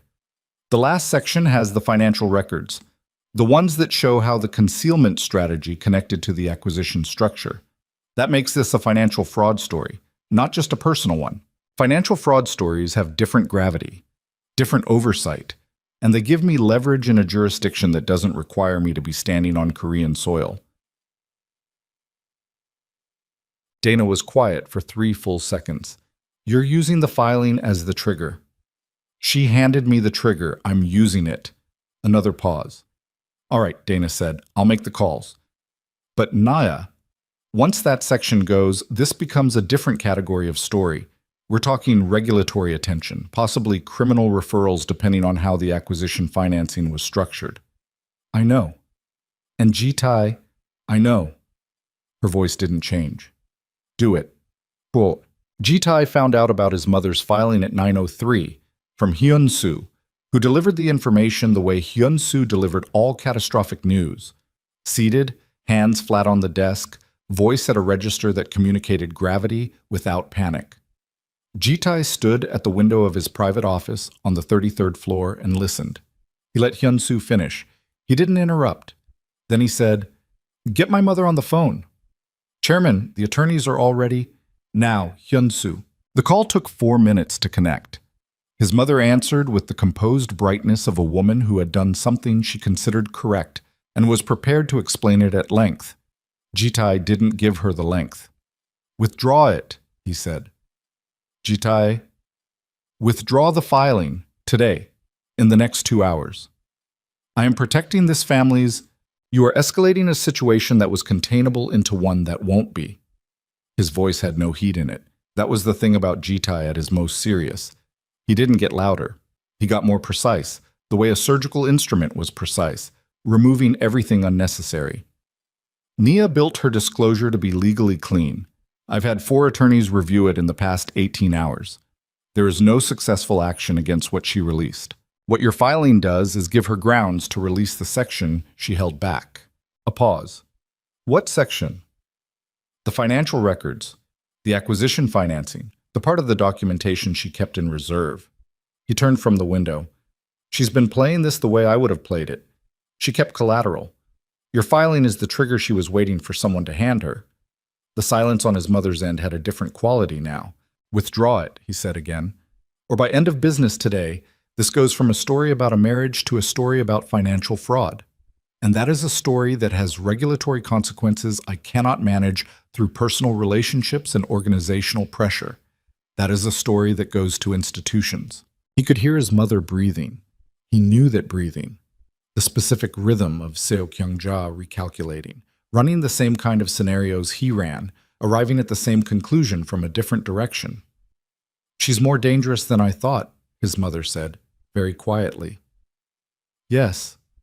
Something moved through his voice on that single syllable, not pride, but the cousin of it. The thing you felt when you saw something done excellently, even when it was aimed at you. She is. Another silence. I'll speak to the attorneys, his mother said. 2 hours. He ended the call. He stood in his office for a moment. Then he picked up his jacket from the back of his chair, put it on, and walked out to Hyun-soo's desk. "I'm going to her," he said. Hyun-soo looked up. "Chairman, I'm not sending anyone. I'm not calling. I'm going." He was already moving. "Handle whatever comes in the next 2 hours. The Daewha call, the attorneys, the media. Handle it. And if Director Han invokes the clause while you're, then he invokes it." Jitai said it without stopping. "Handle it." He went to the elevator, went down 33 floors, walked through the lobby past his security detail, 2 men who moved immediately to flank him. He stopped, turned to the closer one. "Not today." The man blinked. "Chairman, protocol requires I know what protocol requires. I'm telling you, not today." He looked at them both. "Go back upstairs." He walked out of the building alone. For the first time in 6 years, Seo Jitai moved through Seoul without protection. Tickets. He knew the hotel because Hyun-soo had told him last night. He knew the room number. He did not call ahead because calling ahead gave her the option to not be there, and he needed her to be there, and he understood clearly that leveraging the element of surprise on the woman he'd spent 14 months failing was not a good look. But he was past the point of managing his look. He was past the point of managing anything. He took a taxi because his car had a driver who would have told Hyun-soo, and Hyun-soo would have called ahead despite being told not to, because Hyun-soo was constitutionally incapable of not managing situations. The taxi smelled like pine air freshener and old vinyl. The driver recognized him. Jitai saw it in the rearview mirror, the double take, the careful decision not to say anything. He stared out the window the whole ride. The hotel lobby was ordinary. Mid-range business hotel, the kind that catered to professionals and visiting academics and people who needed a clean room in a good neighborhood without the visibility of the luxury properties. She had chosen it because it was invisible. Of course she had. He rode the elevator to the 12th floor, walked down the corridor, stopped in front of room 1214. He stood there. His heart was doing something it had not done since he was 22 years old in a prosecutor's office, trying to negotiate his father's sentence without showing fear. It was loud. It was unreasonable. It did not care about strategy or positioning or the 17 different scenarios he'd run in the taxi about how this conversation might go. He knocked. Nothing for 4 seconds. Then he heard movement. Then the particular sequence of sounds that meant someone was checking the peephole. Then nothing again. 10 seconds of nothing. He put his hand flat against the door. Not knocking, just placed there, the way he'd placed his hand on her shoulder in the dark. "Nia," he said. Not loud, just through the door, into the wood. "I know you can hear me. I know you're deciding whether to open this. I'm not here to manage anything. I'm not here with a strategy. I came alone, no security, no staff. No one knows I'm here except Hyun-soo, and I told him not to do anything with that information." He paused. "I just need 10 minutes. After 10 minutes, if you want me to leave, I'll leave and I won't contact you again unless you initiate it. I promise you that." Silence. He pressed his forehead lightly against the door. The wood was cool. He was sweating slightly despite the air conditioning in the corridor. Not the managed perspiration of a man under professional pressure, the real kind. The kind that came from standing outside a door, not knowing whether the person on the other side was going to open it. The lock clicked. The door opened 3 inches and stopped. The security chain. Nia's face in the gap. She looked like she hadn't slept. She looked like she'd been working for the past 3 hours, which she had, her laptop visible on the desk behind her, papers spread out, the instant coffee cup with its ring on the credenza. She looked at him for a long moment. He looked at her. 10 minutes, she said. She closed the door, took the chain off, opened it. He walked in. She went back to the desk chair and sat. Not on the bed, not anywhere that suggested anything softening. The chair, the professional posture. She was in dark slacks and a gray blouse, and her hair was pulled back, and she looked, he thought, exactly like the woman he'd first seen in the Park Holdings lobby arguing with a concierge, certain of her right to be where she was. He stood in the middle of the room, didn't sit, didn't move to close the distance. "Your mother filed a civil action against me this morning," she said. "I know. I've told her to withdraw it. Dana is filing a counter-injunction regardless. I know that too." He looked at her directly. I'm not here about the legal situation. I'm here because he stopped, started differently. I'm here because I've spent the past 20 hours realizing that I've been running the wrong calculation for 14 months. What calculation is that? That you would stay. He said it plainly.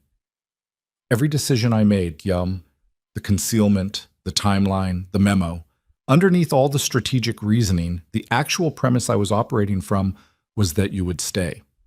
That you were stable in a way that didn't require me to act. That the love was load-bearing enough that I could keep putting other things on top of it without checking whether the structure was holding. She was watching him. Her face had the quality it sometimes had when she was processing something she hadn't predicted. I was wrong, he said. Not strategically wrong, fundamentally wrong about what love is and what it requires. He pulled something from his jacket pocket, set it on the desk between them. Her wedding ring. The one she'd left in the penthouse. I found it on the kitchen counter. She looked at it, didn't touch it. I'm not here to give it back to you, he said. I'm not here to propose anything or promise anything or tell you the things I should have said before it got here. I know the timing on any of that is. I know it's past the point where it means what it would have meant 6 months ago. He looked at the ring on the desk, then at her. I'm here because you deserve to have someone show up, in person. With no intermediaries and no strategy and no managed version of themselves. He spread his hand slightly. The most open gesture she'd ever seen from him. This is what I have. This is all of it. I know it's not enough. I know that being enough now doesn't undo not being enough before, but I needed you to see it at least once. The room was very quiet. Outside, Seoul moved through its ordinary morning. The street vendor, the taxis, the 10,000 people performing their 10,000 ordinary transactions that left no record anywhere. Nia sat in the desk chair with her hands in her lap and looked at the man standing in the middle of her hotel room, the most powerful crime boss in South Korea, the man who ran an empire of political influence and corporate leverage and carefully managed consequence, standing in a mid-range hotel in Mapogu with no security and no plan, and his heart visible on his face for possibly the first time in his adult life. She had modeled so many versions of this conversation. She had not modeled this one. Sit down, she said. He sat on the edge of the bed. She turned the desk chair to face him. They were 6 feet apart. The ring was on the desk between them, catching the gray morning light from the window. She said, I need to tell you something that isn't in any of the documents. He waited. I didn't build the exit strategy because I stopped loving you. Her voice was steady, and she held his gaze the whole time she said it. I built it because I was terrified of how much I did, because I could feel myself making smaller and smaller and smaller to fit inside the space your world allowed for me. And I knew that if I didn't build something parallel, something that was entirely mine, I was going to disappear. Not because you made me disappear, because I would have let you. Because I loved you enough to let you, and that scared me more than anything your organization could have done to me. Jitai's face had gone through something while she spoke. She watched it happen. The layers coming down, not strategically, not managed, just dropping the way things dropped when they were too heavy to hold. Nia, I'm not finished. She leaned forward slightly. I need you to understand that what I did, the journalist, the documents, going public, that wasn't revenge. It wasn't anger. It was the only way I could find to make myself real again. To put my name in the record, to exist in a document that your organization didn't control. She paused. Do you understand that? Yes, he said. And she could tell he did. Could tell it the same way she'd always been able to tell the difference between the chairman performing understanding and the man actually having it. Good, she straightened. Because what happens next depends on whether you actually understand it or whether you're going to spend the next 6 months processing it into a version you can manage. He looked at her. Something in his expression that she had no previous reference for, an openness that was almost painful to look at in a face that had been so long constructed against it. What happens next, he said, is up to you. I've spent 14 months making that decision for both of us. I'm done doing that. The ring sat on the desk between them in the gray Seoul morning light. Neither of them reached for it. Her phone buzzed on the desk. She looked at it. Dana. She looked back at him. I have to take this, she said. I know. She picked up the phone. Dana. Dana's voice was tight. The mother withdrew the filing 40 minutes ago, and Nia... A pause. Jitai is at your hotel. I know. A beat of silence. Are you okay? She looked at Jitai sitting on the edge of the hotel bed. This man who had run through an entire morning alone and unprotected, to stand in a room she hadn't invited him to and say the truest things she'd ever heard him say. I don't know yet, she said honestly. I'll call you back. She put the phone down. The room held them both. The ring between them, the gray light. The city outside doing what cities did, moving, indifferent, continuous, carrying in its ordinary motion every kind of human wreckage and every kind of human. The city outside kept moving. That was the thing about Seoul. It had no opinion about what happened inside its rooms. It simply continued, indifferent and enormous, the way cities did, the way time did, without adjusting its pace for the specific weight of two people sitting 6 feet apart in a mid-range hotel in Mapogu, with a wedding ring on the desk between them and everything that had ever mattered to either of them suspended in the gray morning air. Nia put her phone face down on the desk. Jitai hadn't moved from the edge of the bed. He was sitting the way she'd seen him sit only a few times before, not the chairman's posture, upright and contained and purposeful, but something lower, something that conceded to gravity, elbows on knees and hands loosely linked, like a man who had set down a very heavy thing and hadn't yet decided whether to pick it up again. She looked at him for a long moment. Then she said, I want to ask you something, and I need you to answer it without thinking about how the answer lands. Just the truth. He looked up. Okay? If the Dewa deal hadn't been happening, if Hyun-soo had never written the memo, if none of the business pressure had existed, would you have told the world about me? He didn't answer immediately. She watched him sit with the question, watched the reflexive movement toward a reassuring answer, and then the deliberate choice not to take it. I don't know, he said. She nodded once, slowly. I want to say yes, he said. I've been telling myself yes for months, but sitting here with everything that's happened, with who I know myself to be, I don't know. My mother's influence is real. The organizational dynamics are real. I'd like to believe I would have gotten there. He looked at his hands. I don't know if that's true. That's the most honest thing you've ever said to me. I know. I'm aware of what that says about the previous 14 months. She stood up, went to the window. The street below, different vendors now, mid-morning commerce replacing the early dawn setup, the city cycling through its layers. She pressed 2 fingers against the glass. I meant what I said earlier, she said, about why I built the exit strategy, about being afraid of my own capacity to disappear inside your world. She paused. I need you to understand that the woman who leaked those documents, the woman who called Jong Mirai and built the file and set the timeline, that woman was trying to survive. She wasn't trying to destroy you. She was trying to make sure there was still a her left when it was over. I know. Do you? She turned from the window. Because the version of this story that your organization's media people are probably constructing right now is a version where I was running a calculated operation from the beginning, where I used the marriage to get access and then burned it when it suited me. That's not the version I'm telling.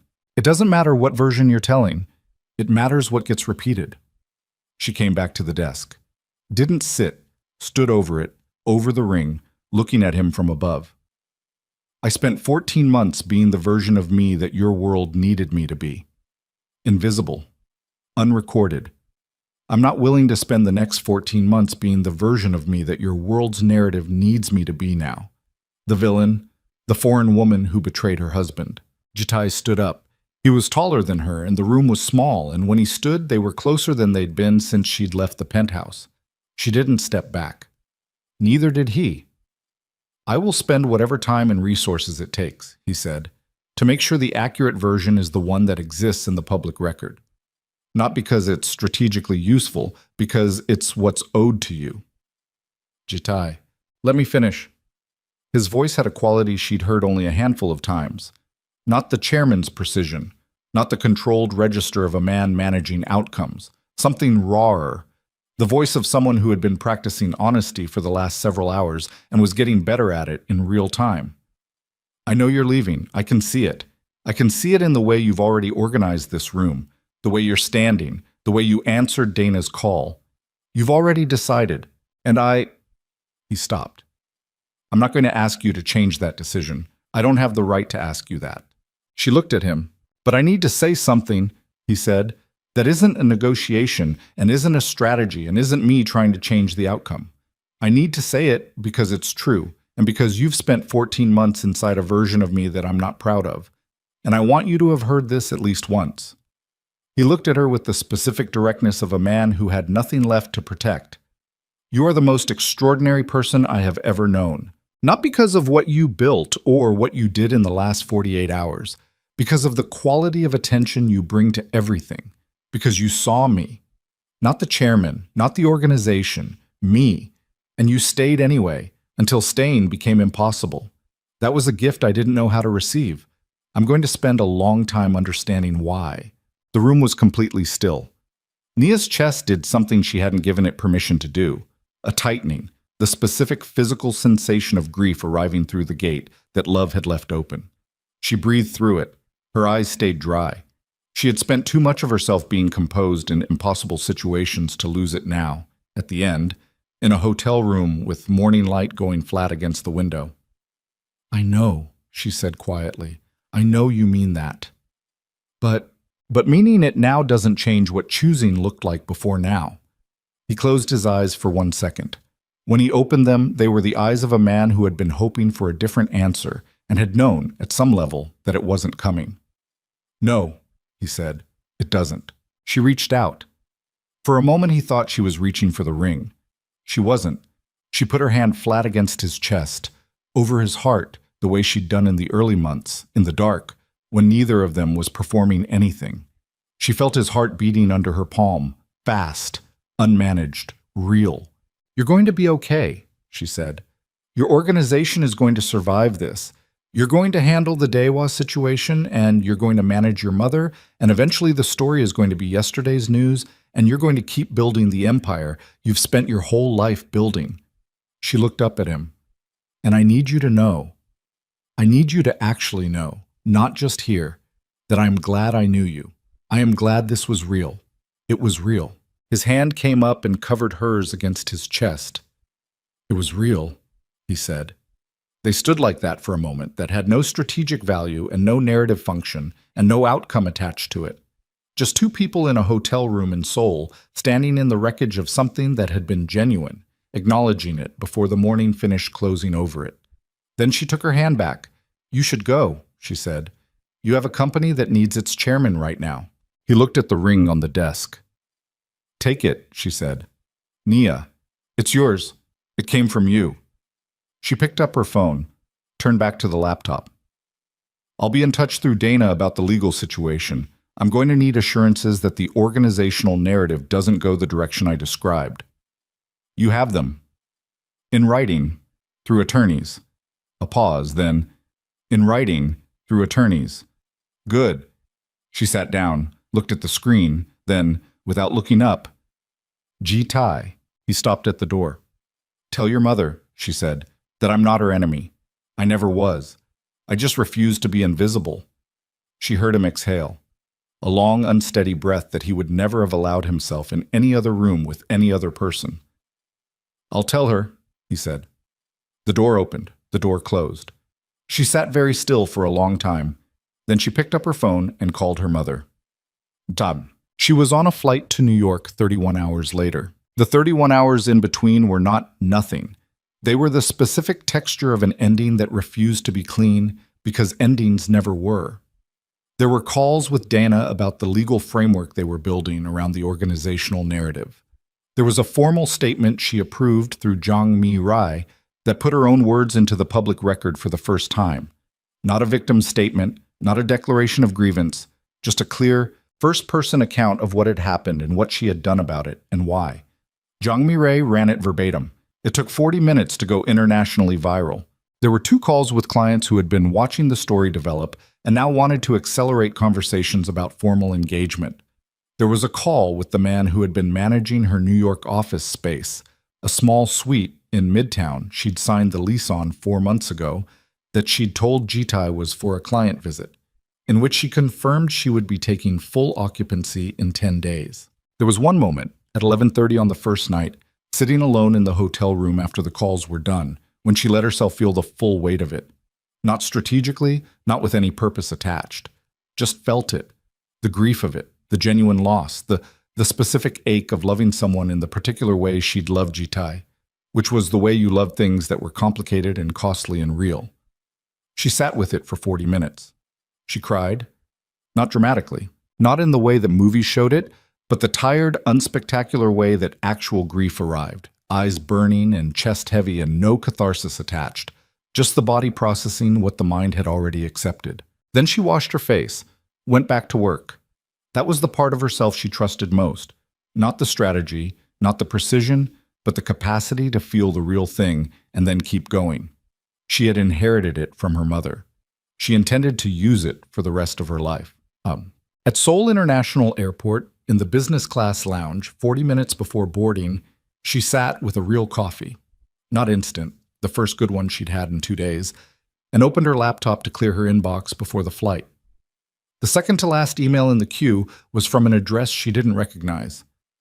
She was about to skip it when the subject line stopped her. Miss Okafor, from Seo Kyungja. She put down the coffee. She opened it. It was 3 sentences, no salutation, no signature beyond the name. I have been told you said you were never my enemy. I spent this morning reading everything that has been written about you in the last 2 days. I believe you. That was all. Nia read it twice. She thought about what it had cost a woman like Seo Kyungja to write 3 sentences that conceded anything. She thought about the architecture of pride that a person built over 70 years inside the world Kyungja had inhabited, and what it took to put a crack in it voluntarily. She thought about writing back. Then she closed the email, not as a rejection, as a recognition that some things didn't need answering. Some things just needed to be acknowledged by being read. She closed the laptop, finished her coffee, looked out at the tarmac, the planes moving in their slow, enormous ballet of departure and arrival, the whole machinery of human transit operating below a flat gray sky. Her phone rang. She looked at it. Unknown number, Korean area code. For one suspended moment, her heart moved in a direction she recognized and then brought back with the particular effort of a woman who knew exactly what she was doing and why. She let it ring. It stopped. No voicemail.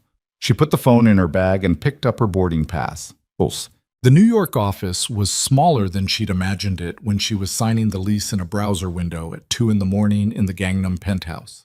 It was also better, the actual light different from what any photograph conveyed, a particular quality of afternoon Manhattan sun that came through the east-facing windows and made the whole space feel like something that was already inhabited by the best version of what it could become. She spent the first week arranging it exactly as she wanted. No assistant yet. She would get one, but not yet. Right now she wanted the specific experience of building the physical shape of the thing herself, moving furniture, hanging the 2 pieces of art she'd shipped from storage, setting up the desk in the position that caught the afternoon light best. Her first official client meeting was on a Thursday, 3 weeks after she landed, a financial services firm out of Chicago that had found her through a referral from one of the contacts she'd cultivated during the Seoul years. A woman she'd met at a corporate dinner where Nia had been invisible, and the woman had seen her anyway, had pressed a card into her hand and said quietly, "You're the smartest person in this room. Call me when you're ready to work." She'd been ready for longer than anyone knew. She was ready now. The meeting went 2 hours. At the end of it, the firm's managing director shook her hand and said, "We'd like to formalize this relationship as soon as you're available to discuss terms." Nia said she was available immediately, walking back to the office from the meeting, 12 blocks, because she needed the air, needed the specific New York experience of moving through a crowd in a city that had no idea who she was and gave her the full gift of its indifference. She stopped at a corner waiting for the light and thought, without intending to think it, "This is what I built. Inside his walls, in the margins of his empire, I built this." The light changed. She walked. The Daewoo acquisition survived. Jitae negotiated a modification to the morality clause that acknowledged the concealment issue, required a formal public disclosure of the marriage, and established a settlement framework that cost the organization significantly but kept the integration intact. It was the most expensive 6 weeks of negotiation in the organization's history. Hyun-soo managed most of it. Ji-tae led him. He was occupied with other things. He made the public disclosure in a press conference on a Tuesday morning, 6 weeks after the hotel in Mapogu. He stood at the podium in the same conference room where the Daehwa deal had been announced, with the same configuration of cameras and reporters, and he said, "I am married to Nia Okafor. We have been married for over a year. The concealment of that marriage was a decision made by this organization under my direction, and it was wrong. Not strategically wrong. Wrong as an accounting of how a person should be treated." He paused. "My wife is one of the most capable people I have ever known. The public record should reflect that she exists." The clip went everywhere. Nia watched it on her laptop in the New York office at 9:15 p.m. after the building had emptied and the city outside was doing its nighttime thing through the east-facing windows. She watched it once. She sat with the feeling it produced for a moment. Something complicated, not simple enough to be called any single thing. Not vindication, not grief. Something that had both in it and something else too. Something that felt like the particular weight of a chapter that had been closed properly, with all the right words on the last page. She closed the laptop. She did not call him. He did not call her. That was the agreement they'd made in the hotel room, the unspoken one that existed underneath all the spoken ones. That acknowledgement was not restoration, that saying the true thing out loud was the thing owed, and that what came after was each of them, separately, learning to carry what they'd been to each other as something that had been real, without being something that could continue. 8 months after she left Seoul, she was in the Chicago office of her first major client when her phone showed a news alert. She read it standing in a hallway outside a conference room, waiting for a meeting to begin. Black Viper Syndicate Chairman Seo Ji-tae announces organizational restructuring, confirms move toward full corporate legitimacy in 5-year transition plan. She read the article. It was detailed, the specific kind of detailed that suggested it had been written with full organizational cooperation, not leaked or investigated. Ji-tae was quoted at length. The quotes were careful and honest in the particular way she recognized, the way he talked when he had decided that the accurate version was worth more than the managed version. One paragraph near the end. When asked what prompted the restructuring decision, Chairman Seo was quiet for a moment before answering. "I had someone in my life who operated with complete integrity inside circumstances that didn't require it of her. I found that I didn't want to be less than what she'd expected me to be capable of." Nia read that paragraph twice. Then she put the phone in her pocket and went into the meeting. She did not think about it again that day. Not because it didn't matter, because it mattered in the way that the most real things mattered, which was quietly and privately and without needing to be examined in order to be true. 2 years after Seoul, Nia Okafor and Associates occupied a full floor in Midtown Manhattan with 11 employees and a client list that had taken her from Chicago to London to Singapore in the span of 18 months. She had been profiled in 3 industry publications. The profiles all mentioned Seoul. She had stopped trying to control that, had learned that the Seoul story, told in her own words and through her own frame, was not a wound but a credential. It was the story of a woman who had built an empire inside someone else's empire and walked out carrying it with her. She was at her desk on a Friday afternoon in October when her assistant knocked. "There's a delivery," he said. "No sender name. Seoul postmark." She looked up. He brought it in. A flat package, carefully wrapped. She opened it. Inside was a single photograph, the only photograph that existed of their wedding. 4 witnesses, a private room, no cameras allowed. She had thought there were no photographs. She had been wrong. Someone had taken one. She didn't know who, had never known, and it had made its way here. In the photograph, Ji-tae was looking at the officiant. She was looking at him. She was smiling, the smile she'd stopped being surprised by in those early months, the one that arrived without her permission when she was watching him be something other than the chairman. In the photograph, his hand was in hers, and his profile was unguarded in the way it only ever was when he forgot to manage it. There was no note. She held the photograph for a long time, long enough that the October light moved through the office and changed the quality of the room around her. Then she opened the bottom drawer of her desk, the one that held the things that mattered too much to be organized and not enough to be displayed, and she placed the photograph inside it. She closed the drawer. She turned back to her desk. To the work. To the life she had built from the ground up, in the margins of someone else's empire, out of the accumulated intelligence of a woman who had understood that surviving was not enough, and had decided that building was the only alternative. Outside, New York did what New York did. Enormous and indifferent and full of the 10,000 ordinary transactions that left no record anywhere, full of people carrying their private wreckages through public spaces with the specific dignity of those who had chosen to keep moving. Naya Okafor kept moving. She had always been very good at that. And in the bottom drawer of a desk on the 22nd floor of a Midtown Manhattan building, in a photograph that had survived the wreck of a secret marriage and crossed an ocean without a note, a man's unguarded profile held the record of one moment when the most powerful crime boss in South Korea had forgotten to be the chairman and had simply been the man who was marrying the woman he loved. Neither of them talked about it again. They didn't need to. Some things didn't require words to remain true. Some things just needed to have happened, to have been real, to have cost something, and then to be carried forward quietly by the people who had lived them, as the specific kind of knowledge that only comes from having loved something genuine and lost it with your integrity intact. Nia turned off her desk lamp at 7:15, took her coat from the rack by the door, rode the elevator down 22 floors, walked out into the October evening. The city received her the way it always had, without ceremony, without record, without the slightest adjustment to its enormous, indifferent, continuous motion. She walked into it anyway. She had always known how to do that.